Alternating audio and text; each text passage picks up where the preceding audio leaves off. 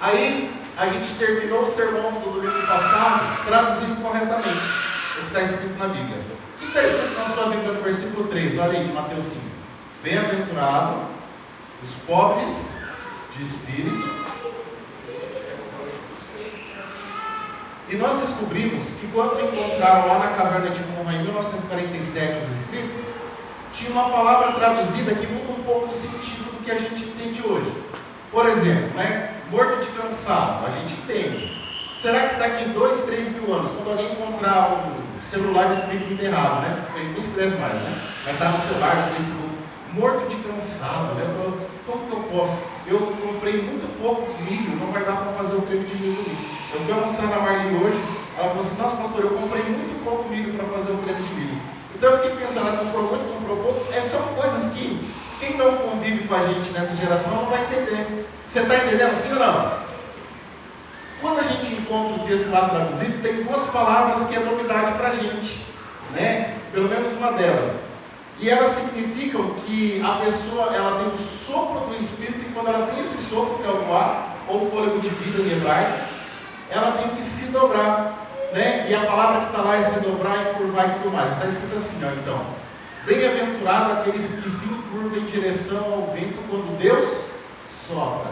Ou feliz aquele que entende a vontade de Deus, mesmo que ela tenha que se encurvar. Então, o versículo 3, quando está falando da bem-aventurança, ele está falando assim, que não é que a pessoa pobre de espírito, que vai herdar o reino dos céus. Então, o que é esse pobre do espírito? Pobre de espírito, a tradução correta é aquele que sabe entender o momento que está passando. Sabe que às vezes você vai ter que se encurvar diante de algumas situações. E a figura, para quem é daquela época, é do trigo que se dobra e volta. Beleza? Sim ou não? Entenderam? Posso continuar daí? Vocês lembram do outro sermão? Quem não lembra, pega lá, está na internet. Só que a gente precisa entender, acho que acabou, né? Acabou. Você precisa entender uma coisa. Presta bem atenção aqui, ó. O reino de Deus é uma pirâmide invertida. Você já deve ter ouvido assim. Quem que vai ser o primeiro no reino de Deus? Aquele que é o último. Quando nós estamos mais fortes no reino de Deus? Quando nós estamos fracos. O reino de Deus é uma coisa que não dá para entender na nossa cabeça. Quem que ganha a vida? Paulo fala assim, quem que ganha a vida? Aquele que a perde. Pode acender as luzes, pode não vai ter mais corpo. A sabedoria do homem, o que ela é diante de Deus? Loucura. Você está entendendo que a Bíblia ela não é muito daquilo que a gente acredita naquele negócio? Então, quando você olha para essas bem-aventuranças, nós vamos ter que pensar por esse lado. Nós vamos ter que olhar para isso. Sabe por quê? Presta bem atenção. Eu não sei com o que você trabalha, alguns eu sei. E essa pessoa que é pobre de espírito que a gente leu lá, você não quer ela trabalhando do seu lado. Depois de 9 meses, o Pedro veio frequentar a igreja. Eu fiquei muito feliz. Quase não reconheci. E ele é piloto de avião, comandante. Aí você imagina assim, Pedro, que você vai ler o currículo do cara que vai te auxiliar no voo. Qual voo difícil você faz? Fala para mim. Nossa, esse é muito difícil, também acho. Aí eu vou falar, então a pessoa que... Isso, muito bom. Nova Esperança? A pessoa que vai te auxiliar, ela é pobre de espírito, ela chora, ela é humilde, mansa, ela é uma pessoa que respeita o tempo de Deus e às vezes demora para tomar algumas atitudes que ela espera a resposta do Senhor. Você não quer esse cara. O avião vai cair, você vai pensar. Você que tem uma empresa, de qualquer outra coisa, vim lá fazendo evento para 1000 pessoas você fez esses dias. 1000 e foi o recorde de 1.300 pessoas. Diz que não vai fazer por esse mês, glória a Deus. Aí, esse que grava. Eu vou melhorando, agora que eu acostumar que está gravando. Aí, eu vou falar para o Vini e falar, Vini, você que é o cara manso de espírito, calmo, que chora de vez em quando, que vai orar, que vai buscar a presença de Deus, que vai fazer algo só quando tem na direção do Senhor? Ou você quer o contrário disso? Você vai falar, eu quero o contrário disso. Só que vamos tentar pensar quem que é esse cara ao contrário disso? O cara ao contrário disso é o cara que é rápido, é o cara que ele pode até ser sem caráter, ele pode até não ter grandes conceitos éticos e morais, ele pode até não chorar com os que choram, não se entristecer com os que se entristecem, ele pode até ser esse cara, mas ele dá resultado, ele vai entregar 1000 hambúrgueres na hora que o filho pedir, 1000 coffee week, ele vai conseguir chegar lá e tal. a gente vai passar um paninho para ele. Por quê? Porque ele é uma pessoa que dá resultado. O teu cérebro agora está assim, não, pastor, mas não é bem assim. Porque você entra em pânico. Porque o padrão bíblico não é o padrão de gente que nós queremos do nosso lado hoje. O padrão bíblico não é a pessoa que você quer na sua casa, que você quer do seu lado, que você quer para nós. Nós estamos como as pessoas daquele estado que tinha um governador sensacional, que falava assim, ele rouba, mas pelo menos ele... Nós como brasileiros, às vezes nós temos que nos falar, pensar nisso. Não, o cara rouba, mas todo mundo rouba. Pelo menos esse rouba, mas faz. Você sabe, né, com quem eu estou falando, que ele é paulista. Agora os paraenses não sabem. Então assim, eu não julgo você porque o teu cérebro está em pânico agora. Porque realmente o padrão bíblico não é o padrão que nós nos acostumamos. Quem assistiu uma série que chama Suits, ou Homens de Terno, não sei, não é Homens de Preto, gente. Homens de Terno, é outra, você é velho, aquela é antiga. O doutor assiste, ele sonha em ser o Harvey Specter. Ele falou que é o seu Harvey Specter e a Maria Jéssica, não sei o que. Essa é só para quem assiste aquela série. É um cara terrível. Se você chegar lá com um problema, ele vai advogar, ele vai ganhar de você na sua ação. E a gente quer aquele cara no nosso escritório. Você não vai querer um cara que vai andar na lei, que vai fazer um negócio. Ninguém quer esse cara. O mundo é invertido. Esses dias eu saí, o grupo caminhando. A hora que ele foi erguer o pé no poste para fazer xixi, o poste fez xixi nele primeiro, você acredita? Foi, é muito difícil no dia de hoje, nós estamos vendo um negócio. Se você chegar assim, nossa, aquele cara é um homem, hein? É um homem com H maiúsculo. O cara é maravilhoso. O que vem na sua cabeça? Não vem um cara fiel, honesto, que está com a mesma mulher há 30 anos, que é trabalhador, que é pagador de contas. O homem, o homão, o esperto de hoje em dia, é aquele cara que está há 30 anos, mas ele tem 10 mulheres por fora e ninguém descobriu. Se você falar assim, nossa, aquele cara que é muito inteligente nos negócios, nossa, aquele cara é bom de negócio. Aquele cara é um ótimo negociador, aquele cara, nossa, ele vende um carro, né, Guilherme, como ninguém, ele vende uma casa, né, meu, como ninguém, o cara é bom. Você fala assim, aquele cara é bom de negócio, está falando de um cara honesto, vai vender por um preço justo, com o seu lucro justo, ou você está falando de um cara que vai pegar um carro que foi atropelado por um trem, arrumar ele, pintar de branco com tinta guache das crianças, vender por um valor a mais? Quem é o cara que é bom de negócio e bom vendedor? Na nossa cabeça agora. Está vendo como você está em pânico, tentando passar por isso? Eu também estou. Quem é o bom aventurado da Bíblia, ele é diferente do que a gente acredita que é. Por isso que é importante nós como igreja tentar entender isso. A Bíblia não é contra a felicidade. A Bíblia, ela começa, o primeiro sermão de Jesus vocês precisam ser felizes. Não há problema nenhum. Às vezes a gente acha que eu não posso buscar a felicidade, eu tenho que me flagelar, eu não posso ser hedonista. É diferente você querer um prazer imediato, negar todas as dores e viver pelo prazer e viver pela felicidade. Não. Mas a Bíblia também fala que nós devemos ser felizes. Aí tem gente que fala assim, não pastor, tudo bem ser feliz, eu entendo. A gente vai ser feliz na glória, né? Lá na glória eu vou morar numa rua com estradinhos de ouro, a casa vai ser, nossa, vai ser assim. Não, a glória eu estou falando de mas Jesus está falando que nós podemos ser felizes hoje. Você sabe que as grandes críticas da religião na história é esse negócio que gera na nossa cabeça. Todo cristão às vezes fala, não, a felicidade existe, mas não é para mim. Aí a gente se torna às vezes fatalista, a gente se torna cômodo, a gente não quer buscar o melhor que nós podemos ser, a nossa melhor versão, estudando, trabalhando como marido e esposa, que a gente fica numa esperança vindoura, que é ótima, mas existe felicidade para nós agora também. Amém, gente? Amém. Tem um cara chamado Karl Marx, muita gente o odeia, talvez por não conhecê-lo tão bem. Ele fala que a religião é o ópio do povo. E tem gente que fala, nossa, ele falou mal da religião. Não. Sabe o que ele estava querendo dizer? Gente, vocês estão trabalhando para outro ganhar dinheiro e ninguém está querendo sair em greve, lutar por aquilo que pode lutar e ser feliz, e trabalhar e ter o retorno daquilo que você trabalha e receber aquilo que é justo.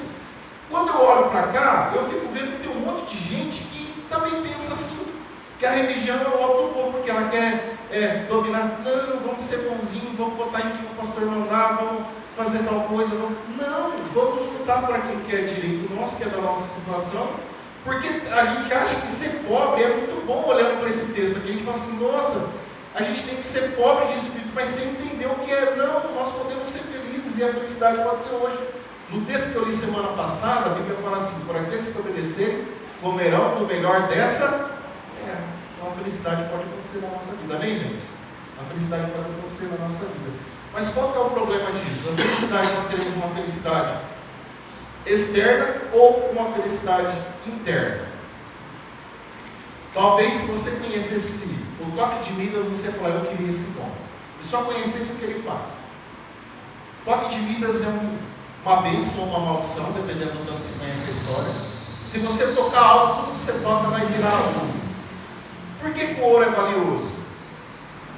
Isso, Mateus, porque ele é raro. Ótimo. Bom aluno, hein? Bom. Se tudo que você toca virar ouro, o ouro vai continuar sendo raro. O ouro vai começar a ser algo banal. Você sabe por que Jesus Cristo não é uma coisa que a gente sai e quer conhecer, e quer entender quem é Jesus, e amá-lo, e ler a história, e saber quem foi Jesus, e porque tem cada igreja vendendo um Jesus diferente. Tem igreja vendendo um Jesus que foi um jovem carpinteiro, que foi rebelde contra o Império Romano. Outras igrejas que vendem Jesus como um menino comunista, outros que vendem Jesus como um pajé, outros que vendem Jesus como um cara que quebra a feitiçaria que o outro jogou, outro vê Jesus como um fazedor de milagre, alguém que arruma um estacionamento quando o centro está lotado, vê Jesus um curador de dente, um curador de dor de barriga, e esquece que Jesus Cristo é o nosso Senhor e o nosso Salvador. Então, quando eu olho para esse texto, eu preciso entender que talvez ser feliz tem mais a ver com a forma que eu enxergo a vida do que comigo ou com situações que são externas. Porque a alegria do ouro pode acabar se tudo for ouro na sua vida, pode se tornar uma maldição. Quando eu estava escrevendo isso aqui, eu fiquei pensando um pouquinho sobre algumas histórias que eu conheço. Momento Léo Dias. Não faz esse corte, esse aqui vai deixar só para lá, mas deixa eu pular. Eu fiquei pensando que a insatisfação humana ela é tão grande, tão grande, tão grande. Tem duas mulheres que eu acho muito bonitas no mundo. Três, a Angélica, depois a outra é a Beyoncé e a Gisele Bündchen. E você fala assim, o cara que casar com essa mulher nunca vai ter olhos para outra. Vocês conhecem? Você está aqui hoje, né, gente? Tem hoje, você não ficou lá com essa pessoa. Ainda bem que eu falei com você, né? Bem na hora. O Jay-Z é um cara feio. Mas ele é feio, gente. Ele é feio com força. Ele não vai ver se me processar lá. Ele é muito feio. Ele entrou na fila da feiura, a mesma que nos foi. Ele casou com a Beyoncé. Todo mundo já olhou para a Beyoncé e falou, pelo menos, ajeitadinho, domingo você falou isso. Ele casou com ela e traiu ela, porque ele não estava satisfeito. O Gisele, alguns conhecem ele como Tom Brady. Ele foi quarterback do Patriots. Um time lá, que joga a bola com as mãos. Ele traiu a Gisele, uma empregada doméstica da casa deles. E ela descontou e traiu o cara do jiu-jitsu lá, da bola de jiu-jitsu. Porque ninguém está satisfeito com o que tem. E o Tom Brady é lindo. Está gravando, né? Deixa eu me concentrar. Você está vendo que não importa a mulher que você tem ou o marido que você tem, sempre vai querer outro. Tem algumas pessoas que eu gosto muito na música. Aí eu estava enumerando eles aqui. Elvis Presley, acho que todo mundo aqui deve gostar. Eu gosto muito de um cara, eu não sei pronunciar o nome dele. Ele é da banda Linkin Park, é Chester Bennington, acho que é assim o nome dele. Eu gosto muito das músicas dele. Eu gosto muito de Amy House, Michael Jackson, Kurt Cobain, gosto desses caras. De Jimi Hendrix, gosto muito de música. E eu olho para a vida desses caras e falo, esse cara deve ter sido muito feliz. Nunca tomaram um ansiolítico na vida, não precisava. Remédio para tudo, nunca tomaram. E aí você vai ver a morte deles, foi em busca de algo que eles não tinham. Foi tomando remédio, foi com excesso de álcool, coisas assim. Tem um ator que nós gostamos muito, né, mãe? De comédia, chamado Robin Williams. A gente cresceu assistindo ele. Eu acho que alguns de vocês também já cresceram assistindo ele. Você fala, esse cara foi indicado para quatro Oscars, uma ele ganhou. Aqueles prêmios que tem, ele ganhou inúmeros. Você fala, esse cara é muito feliz, porque ele é ator de comédia, ele deve ser muito alegre. Ele deve ficar igual o Diego, fazendo coisa lá no CrossFit, não sei o quê. Esse cara também não conseguiu achar felicidade buscando outras coisas. E foi o fim da vida deles buscando essas coisas. Quando eu olho para essa galera toda, eu consigo ver que não importa a dádiva que você tenha, o tanto de dinheiro que você ganha, a mulher que você casa, o marido que você tenha, o tanto de casas e aviões que você tem. A dádiva passa, porque nessa terra tudo é passageiro. A diferença nossa para ser feliz de verdade está na hora que nós conhecemos o dono da dádiva. Diga bem. A grande questão da bem-aventurança não é aquilo que você possui, mas é que tipo de relacionamento você tem com o dono das coisas. A Bíblia ela fala assim: feliz o homem que teme ao Senhor, né? Bem-aventurado o homem que teme ao Senhor. Bem-aventurada a nação cujo Deus é o Senhor. Então, nós temos que aprender a nos deleitar nos rios de Deus e não nos enlamear na lama do pecado. Está na hora da gente entender que prazer tem mais a ver com a eternidade do que momentos passageiros. Então, quando eu olho para esse termo, pobre de espírito, é aquele que está entendendo isso, que está começando a aprender que a alegria verdadeira ele só vai achar em Deus. Você sabe o que não é pobre de espírito? Tem um cara, patrono, né, conhecido de todos nós, da pobreza, chamado Francisco de Assis. Ele renunciou às riquezas. Ele disse que se você renunciasse às riquezas financeiras, você encontraria felicidade. Muita gente deixou as coisas e foi. E está válido. Se aquilo foi válido para ele, ok. Só que não é isso que esse texto está falando. E é óbvio que não, por quê? O mesmo Jesus que fala sobre ser pobre de espírito, também fala que nós temos que auxiliar o órfão e a viúva. Não foi que eu preguei no domingo passado? E quando você ajuda alguém que está sofrendo por pobreza ou por necessidade, você está furtando ela de ser abençoado. Se a pobreza é o que traz felicidade. Entendeu, sim ou não? Se nós pegamos essa galera que sofreu lá no estado da enchente e foi enviado daqui várias orações para lá, então nós estamos tirando essa bênção de ser bem-aventurado deles quando a gente supre a pobreza dele. Entendeu que não é isso que Jesus está falando? Ele não está condenando, porque a pobreza em si não é um bem nem um mal. Porque a pobreza ela não vem só da virtude, a pobreza vem também da preguiça, a Bíblia fala. De onde mais que a pobreza pode vir? A pobreza também vem da corrupção.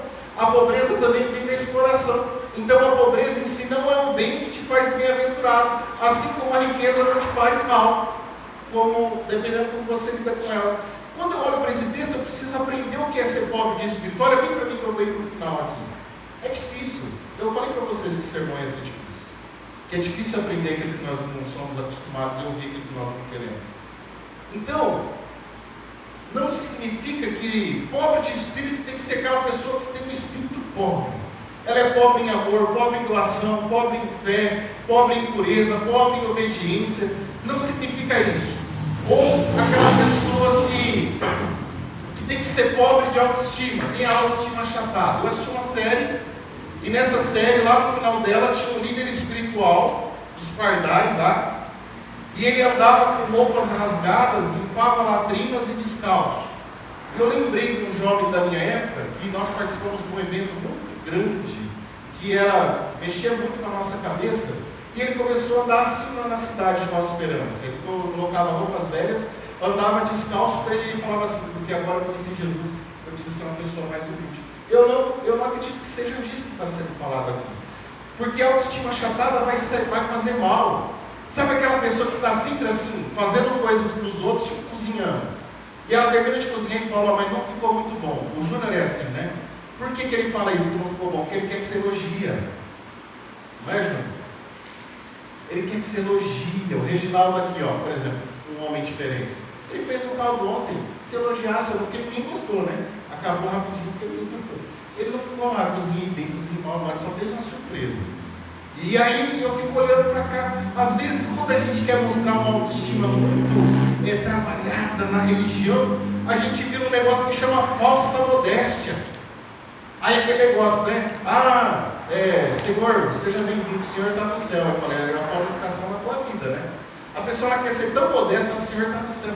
Ela começa a ser uma modéstia que ela não existe. E para aquela falsa modéstia, ela quer parecer mais pobre do que ela é, mais triste do que ela pode ser. Tem gente que é cristão, né? Que é crente, moça, misericórdia. Eu coloquei uma das minhas músicas preferidas, do Linkin Park. O Itacir mandou 10 mensagens no Instagram, ele nunca falou comigo, nem pessoalmente. Onde já seguiu o pastor do Linkin Park? Eu nem sabia que ele sabia quem era Linkin Park. Eu falo: não, Itacir, é só por penitência. Então tem gente que acha que tem que ser triste. Tem gente que acha que nós não podemos rir, não podemos nos divertir, não pode ir num show de stand-up, não pode fazer um negócio desse. E na verdade não tem nada a ver com isso, isso chama-se falsa modéstia, falsa religiosidade. Se você bem faz alguma coisa bem, toca um violão bem, se elogia alguém no violão, a pessoa fica toda ela não consegue nem te olhar, porque a gente não pode. Ah não, eu tenho uma raiva de lutador evangélico, eu gosto muito de luta. Você assiste luta, quando o lutador evangélico ganha luta, sério que não? Eles falam assim, eles fazem assim. Agora Jesus que nocauteou a cara do outro. Eu vou lá também, porque orar também ora, agora o duro é lutar. É falsa modéstia. Você ganhou porque você treinou, você lutou, você não comeu, você fez dieta, Então, isso não é. A gente quer mostrar que a gente é mais santo, mais sacrificial do que realmente nós somos. E não é disso que você está falando. Eu vou terminar agora. Nós precisamos entender esse negócio. Porque senão nós nunca vamos conseguir subir o próximo degrau. Charles Spurgeon, ele fala que o primeiro degrau para a gente subir numa vida cristã é ser pobre de espírito, senão a gente não alcança os outros. Sabe por quê? O pobre de espírito, ele reconhece o seu pecado. Aquele que é falso modesto ou falso humilde, ele olha para o pecado e arruma desculpa para ele. Eu peco, mas é por isso. Você começa a se desculpar, arrumando desculpas para os seus pecados. O falso humilde, ele olha para Jesus Cristo, e Jesus Cristo vai falar assim para ele: aprendei de mim que sou manso e humilde de coração. Ele fala: mas eu não preciso aprender com Jesus, porque eu sou mestre aos meus próprios olhos. Eu já sei. Você já falou com o adolescente, deu um conselho para ele? Eu sei, pai. Não é essa a resposta? Eu sei, mãe. Eu sei, pai. Nós somos assim às vezes diante de Deus. E como que Deus vai encher a nossa vida se nós já estamos cheios de nós mesmos? Eu comecei a escrever essa parte e eu queria terminar aqui agora. Aí domingo que vem a gente continua aqui. Você vai ver que vai estar escrito lá assim. Vocês estão comigo ainda? Fala assim, ó, bem-aventurado aqueles que têm sede e fome de justiça, né? Para você ter sede e fome de justiça, se você não tiver essa humildade que nós estamos falando aqui, dificilmente você vai conseguir. Sabe por quê? Porque nós temos a nossa própria justiça. Nós somos auto-justificados. Essa justiça que eu estou falando é de redenção, tá? É a justiça de ser justificado por Deus dos nossos pecados. E nós justificamos os nossos e condenamos os do outro. Eu foco no pecado do outro e aponto para ele para você não olhar o meu. Está entendendo o que eu estou falando? Não. Essa semana eu fiz um experimento social. Tem dois aqui que estavam no experimento e alguns estão lá no jogo. Eu mandei para algumas pessoas uma frase que eu recebi de um pastor amigo meu. Deixa eu ver a frase que eu esqueci. É um versículo bíblico, tem Jeremias 24, que fala assim: que a espada, a peste, a praga, a maldição jamais se apartem até consumir-os por completo. Você que recebeu essa frase, você fez parte de um experimento social feito por mim. Eu fiquei pensando, quando eu estava escrevendo isso aqui sobre justiça pessoal, a gente se acha tão justo que a gente às vezes olha assim: Deus pesa a mão. Não, uma pessoa me deve, o Evandro me deve 50 mil reais que eu prestei para ele semana passada. Eu falei: pesa a mão do Evandro que ele estava pagando. A minha autojustiça é tão grande que eu me acho com o direito de orar para um Deus que vai vingar a minha causa e não tem nada a ver com esse negócio. E aí, eu mandei esse texto aqui e aí eu falei assim, ó, dentro de conversas, falei: a hora que surgiu a oportunidade de mandar. E eu mandei esse texto: que a espada, a peste, a praga, a maldição jamais se apartem até consumi-los. Eu recebi esse texto de um pastor chamado Gaspar, vocês conhecem bem. A gente estava falando sobre política dentro de um grupo de pastores, e aí todo mundo diverge da posição do outro, e aí ele mandou esse aqui para quem divergia da dele. E obviamente, a hora que a gente leu isso, a gente deu risada, porque eu conheço ele, e ele nos conhece. Você está entendendo, sim ou não? A nossa justiça não era mais alta que a dele, nem a dele mais alta que a nossa, para a gente achar que se você tem uma visão diferente, eu posso jogar praga em você. Como um pastor esses dias na internet falou que Deus tinha que quebrar o queixo do político que está no poder, porque diverge da posição dele. Está vendo como a nossa autojustiça nos cega e nos faz ser diabo? Porque se eu mando isso aqui para alguém, eu estou sendo diabo. Aí eu anotei as respostas. Um respondeu assim na hora que eu mandei isso: olha só, eu mandei assim, que a espada, a peste, a praga, a maldição jamais se apartam até consumi-los por completo. Eu mandei isso aqui para alguém que não me chamou para um churrasco. Aí ele respondeu com kkkkkk, para ninguém. Eu não sou, né, macumbeiro gospel. Aí outro virou assim. Ué, virou pragueira agora? E deu risada. A Silvia. Ai, falei o nome, meu Deus. Misericórdia, pastor, está amarrado. Tenho certeza que ele dela.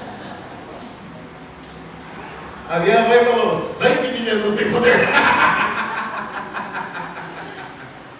Teve gente que ficou brava, não respondeu, ou não ignorou.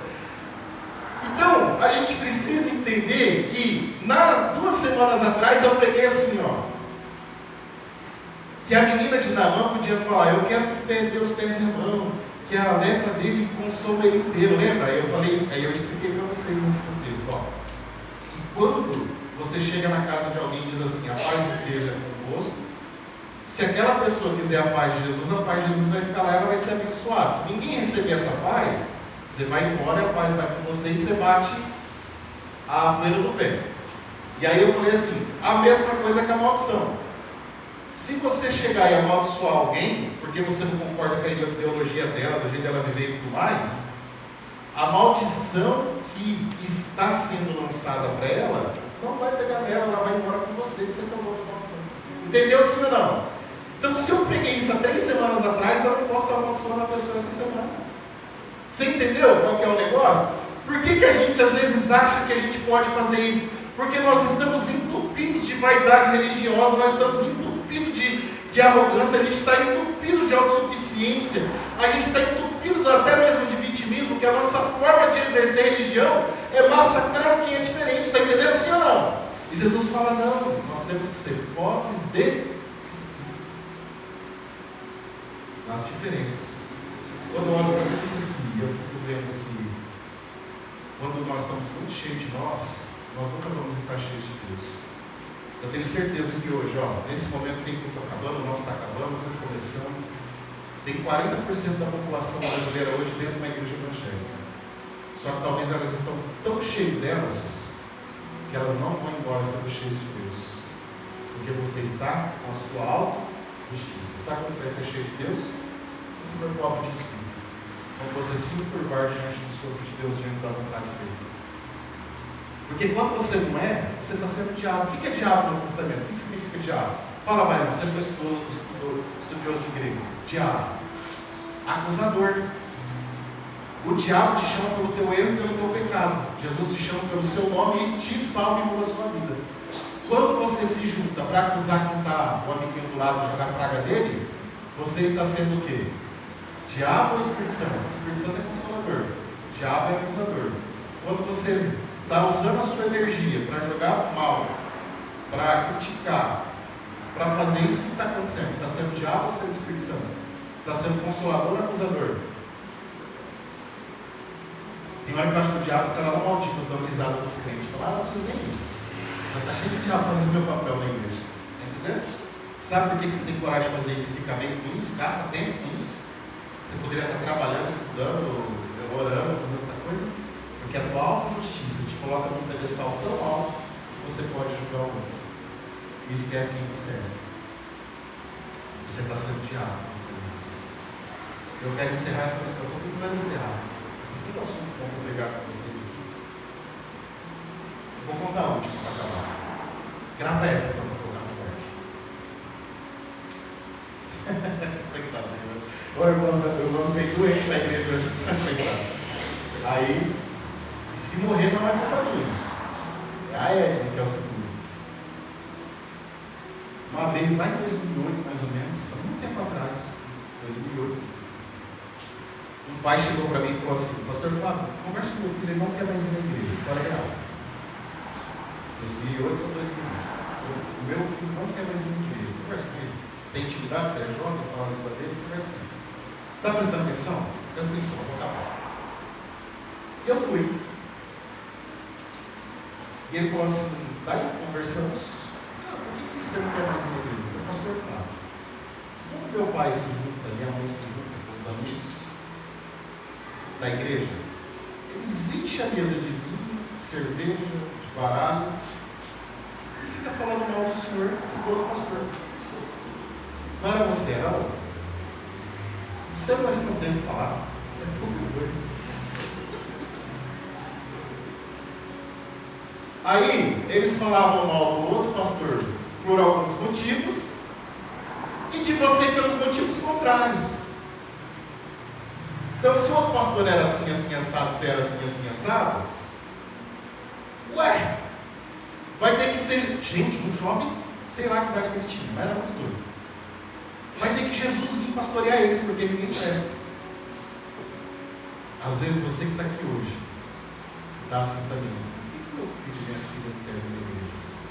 Talvez é o que você fala do seu pastor, da sua igreja, do louvor que você frequenta, da líder do louvor que você tem dentro da sua casa. Enquanto você puder agarrar seu filho e trazer, ele vai, no dia que ele tiver liberdade, ele não vai querer mais frequentar a igreja do cara que vocês são falando mal, ou das pessoas que vocês são criticando. Isso aconteceu comigo, coisa do meu Deus. Aí eu olhei bem para a cara dele e falei assim: ah, é assim mesmo. Você vai falar o quê? Então cuidado com aquilo que você tem semeado.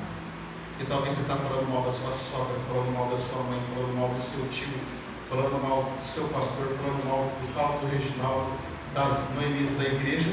Aí depois você vai pegar na mão da Maria Antônia e vai falar assim: Maria Antônia, vai na igreja. O pastor é tão legal. Ué, mãe, mas o que você está falando dele lá em casa? Entendeu? Quem entendeu o que eu estou falando? Quando a sua autojustiça é tão grande, ninguém vai ser bom o suficiente para você. Você vai culpar os outros até o dia que a consequência vai até a porta da tua casa e os teus filhos não quererem mais frequentar a igreja que você frequenta. E aí um dia eles não vão querer mais frequentar a igreja, como é o caso dessa pessoa. E aí você vai olhar e vai falar assim: nossa, meu filho se decepcionou com a igreja. Ele só aprendeu o que você ensinou na sala da cozinha da sua casa, na mesa da cozinha da sua casa. Cuidado se você não está sendo diabo. Se a tua autojustiça é tão grande, você se acha tão religioso, que você está sendo diabo dessa geração. Eu falei que ia ser pesado esse sermão, não foi? Domingo que vem vai ser pior. A gente pede, deixa eu orar para você.